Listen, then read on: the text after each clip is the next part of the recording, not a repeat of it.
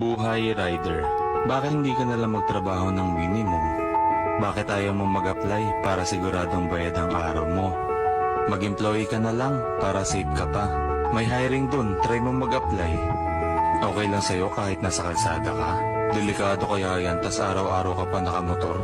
Sa bawat salitang sinasabi niyo sa amin bilang rider, isa lang masasabi ko dyan. Saya kasi kami sa ginagawa namin, kaya kahit mahirap at delikado, papalaga namin para sa malinis na diskarte. Alam mo kung bakit mas pinili ko yan kaysa maging empleyado. Sa pagiging rider, natuto kong maging matyaga. Sa pagiging rider, natuto kong humawak ng pera. Sa pagiging rider, mas natutunan kong mas mahalaga ang tiwala kaysa sa pera. Sa pagiging rider, natuto kong makitungo sa iba't ibang ugali ng mga tao. Sa pagiging rider, marami akong lugar na napuntahan at nalaman. Ang sarap maging rider kasi wala kang boss. Ang sarap maging rider kasi hawak mo yung oras mo.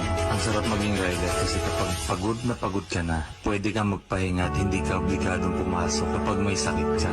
Ang sarap maging rider kasi anytime pwede kang umuwi sa inyo kapag may emergency. At ang pinakamasarap sa pagiging rider ay wala kang katrabahong sipsip at crab mentality. Oo, rider ako pero hindi ko sinasabing habang buhay, rider lang ako. Bilog ang mundo, walang araw tayo naman ang nasa ita.